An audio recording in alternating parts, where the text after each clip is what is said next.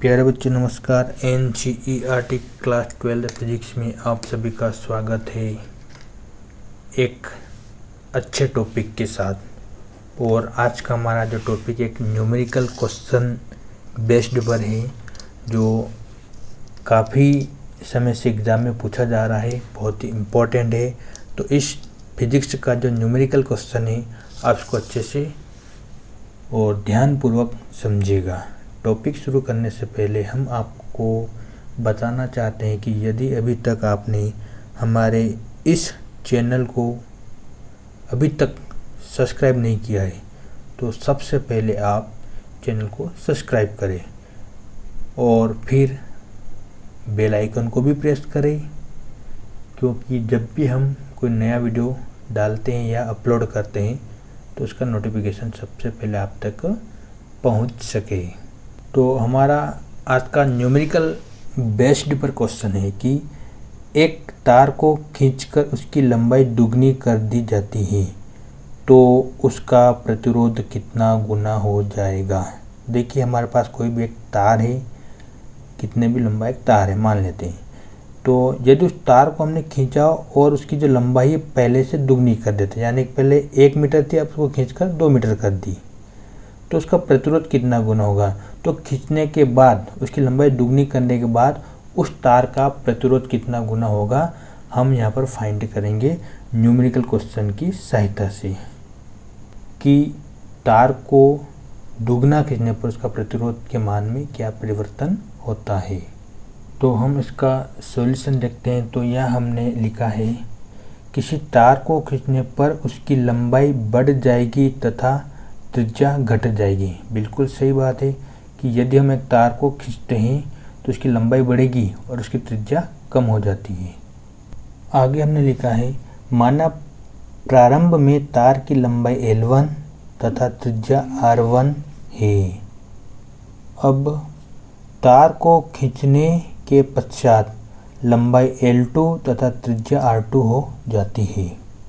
तो हम इसको एक चित्र के माध्यम से समझेंगे कि ये तार जो था हमारे पास प्रारंभ में, इसकी लंबाई जो थी वो L1 थी तथा इसकी जो त्रिज्या थी वो R1 थी। ठीक है, अब खींचने के बाद यानी इसकी लंबाई को क्या करते हैं यहाँ पर दुगना मान लो ये कर दिया है। ठीक है, अब इसकी लंबाई जो हो जाएगी वो L2 हो जाएगी तथा इसकी त्रिज्या जो हो जाएगी अब वो R2 हो जाएगी।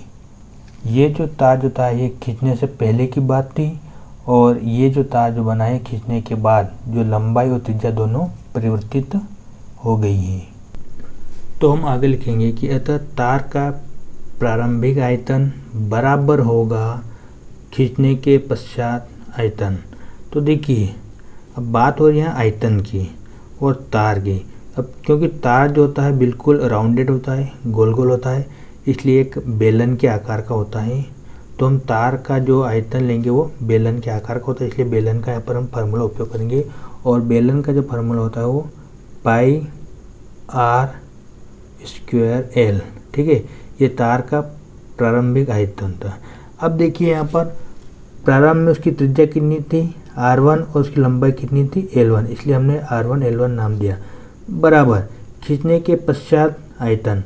अब तार को खींच रहे हैं तो तार उसकी त्रिज्या और लंबाई में परिवर्तन होगा, लेकिन आयतन तो वही रहेगा। तो यहाँ पर हो जाएगा पाई R स्क्वायर L। लेकिन खींचने के पश्चात की बात कर रहे हैं तो ये हो जाएगा R2 और ये हो जाएगा L2। तो फाइनली हमारे पास ये बन जाएगा पाई R2 स्क्वायर और L2 खींचने के पश्चात तार का आयतन। अब हम यहाँ पाई से पाई कैंसिल कर देंगे और हमारे पास बचेगा R1 square into L1 equal R2 square into L2। अब हम यहाँ L1 L2 के मान निकालेंगे। L1 और L2 को अपन यहाँ पर इसके अपोन में भेज देंगे। तो यहाँ R2 स्क्वायर और R1 स्क्वायर को R2 स्क्वायर के अपोन में भेज देंगे। आगे हमने लिखा है कि हम जानते हैं कि तार का विशिष्ट प्रतिरोध, और ये तार का किसी भी तार का विशिष्ट प्रतिरोध क्या होता है पिछले चैप्टर में पढ़ चुके हैं। तो तो तार का विशिष्ट प्रतिरोध होता है capital R square rho into L by A, यानी कि किसी तार का जो विशिष्ट प्रतिरोध होता है R इक्वल रो इंटू उसकी लंबाई के बटे में उसका क्षेत्रफल। तो हमने यहाँ पर तार के ऊपर दो क्रिया की, एक खींचने के पश्चात की क्रिया और खींचने के बाद की, खींचने से पहले और खींचने के बाद की क्रिया।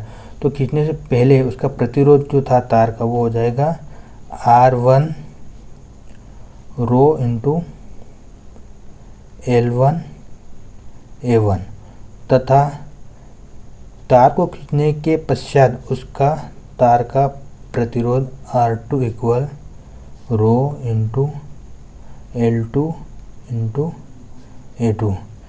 ठीक है, रो तो दोनों में जो प्रतिरोध रहेगा इसका जो मान है ये तो कॉमन रहेगा। यहाँ पर उसकी लंबाई और क्षेत्रफल दोनों अलग अलग, यानी दोनों तार में खींचने के पश्चात और खींचने के पहले लंबाई और क्षेत्रफल चेंज हो जाता है।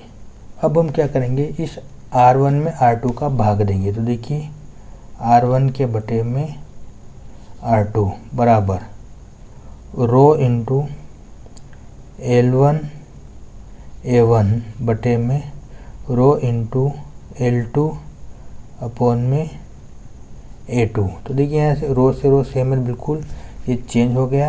और अब हमारे पास जो बचा है R1 अपॉन में R2 बराबर क्या बचा है, L1 अपॉन A1 और L2 अपॉन A2। तो A2 जो कहाँ चला, सबसे ऊपर चला जाएगा। तो हम L1 अपॉन में A1 इंटू ये A2 कहाँ चला जाए, सबसे ऊपर, तो ये बन जाएगा A2 अपॉन में L2। अब हम इसको थोड़ा सा सीधे लिख देंगे। तो R1 अपॉन में R2 बराबर L1 के अपॉन में हम क्या करेंगे, L2 लिख देंगे, और A2 के अपॉन में हम लिख देंगे A1। जहाँ A1 और A2 क्या है, तार का क्षेत्रफल, और हम जानते हैं जो क्षेत्रफल होता है वो पाई R स्क्वायर होता है। तो हम इसको A को क्षेत्रफल के अंदर कन्वर्ट कर लेंगे। तो R1 upon R2 equal L1 into L2, और क्षेत्रफल को हम लिख देंगे पाई R, 2 है तो 2 का स्क्वायर, और A है तो A का स्क्वायर, यानी कि पाई R1 का स्क्वायर। पाई से पाई तो है कैंसिल हो गया। तो अब हमारे पास जो बचा है R1 अपॉन में R2 इक्वल L1 अपॉन में L2 इंटू R2 का स्क्वायर अपॉन में R1 का स्क्वायर। अब हम क्या करेंगे, जो ऊपर हमने L1 और L2 के मान निकाले थे, ये आया था हमारे यहाँ पर R2 का स्क्वायर अपॉन में एक R2 का स्क्वायर होगा और एक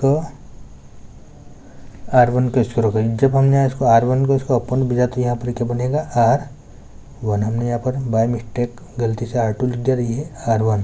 तो R2 का स्क्वायर अपन R1 का स्क्वायर जो मान होता है L1 अपन L2। तो ये मान हम क्या करेंगे, जो अभी R2 अपन R1 निकाला था यहाँ पर हम ये मान रखेंगे। तो यहाँ पर हम वहाँ से L1 L2 का मान रख देंगे। तो ये हमारे पास बन जाएगा R1 अपॉन में R2 इक्वल L1 अपॉन में L2 चल ही रहा है।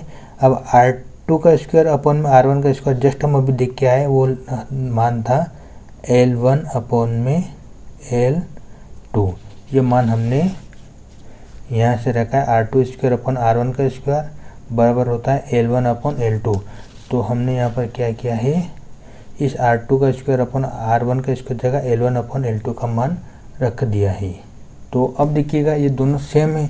तो यहाँ पर L1 इंटू L1 अपॉन में L2 इंटू L2 दोनों सेम है, तो दोनों आपस में स्क्वायर में बदल जाएंगे। तो देखिए हम लिखेंगे आगे। तो यहाँ हमने L1 अपन L2 को पूरे एक वर्ग के रूप में इसको लिख दिया है। अब प्रश्न अनुसार क्या बोल रहा था कि L2 अपॉन में L2 इक्वल टू L1। अब L2 इक्वल टू L1 कैसा है, हम एक बार और क्वेश्चन के ऊपर जाते हैं। तो देखिए हमारा प्रश्न क्या बोलता है कि एक तार को खींचकर उसकी लंबाई दुगनी कर दी जाती है। ठीक है, तो एक तार था मान लो हमारा, और उसको खींचकर हम क्या करते हैं, उसकी लंबाई को दुगना कर देते हैं। तो मान लेते हम यहाँ पर कि ये L2 जो है तार को खींचने के बाद उसकी लंबाई, और L1 जो है तार को खींचने से पहले उसकी लंबाई, तो ये हो जाएगा दुगना। ठीक है, 2 गुना हो जाएगा L1। तो क्वेश्चन ये बोल रहा है कि एक तार को खींचकर उसकी लंबाई दुगनी कर दी जाए।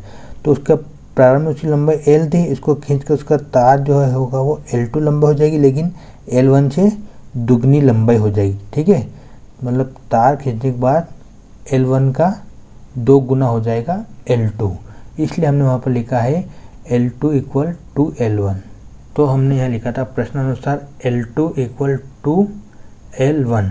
अब हम क्या करेंगे कि जो हमने यहाँ पर ये मान निकाला था, यहाँ पर हम ये अभी मान निकाला L2 का मान यहाँ हम रखेंगे, अर्थात हम इस L2 की जगह ये L2 का मान रखेंगे। तो देखिए यहाँ पर R1 अपॉन में R2 इक्वल L1 तो चल ही रहा है, ऊपर वर्ग भी चल रहा है, इस L2 की जगह हम ये L2 का मान रखेंगे 2L1।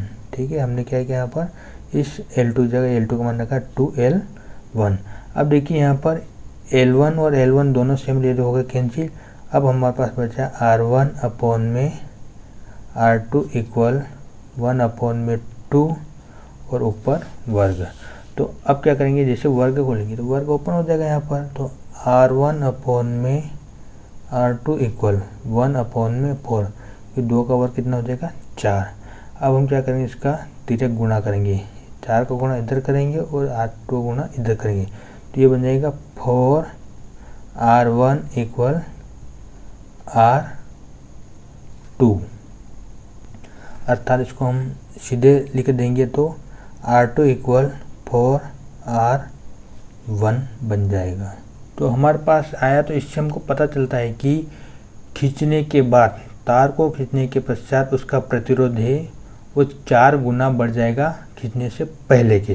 तो हमारे पास आंसर आया R2 इक्वल 4R1, यानी उसका प्रतिरोध भी 4 गुना हो जाएगा जब हम किसी तार को खींचकर उसकी लंबाई दुगनी करेंगे। ठीक है, यहाँ पर हमने क्या किया था कि एक तार को खींचा, उसकी लंबाई प्रारंभिक तार से दुगनी किया था, तो इसी प्रकार यहाँ पर उसका प्रतिरोध प्रारंभिक तार का 4 गुना हो जाएगा। तो हम यहाँ लिख देंगे, अतः लंबाई 2 गुना करने पर उसका प्रतिरोध 4 गुना हो जाएगा। यानी किसी भी तार को खींचने पर यदि उसकी लंबाई हम दुगनी कर देते हैं तो उसका प्रतिरोध 4 गुना बढ़ जाएगा। ये जो न्यूमेरिकल आज हमने सोल्व किया बहुत ही इम्पोर्टेंट था, आप इसको अच्छे से पढ़िएगा। जय हिंद, जय भारत।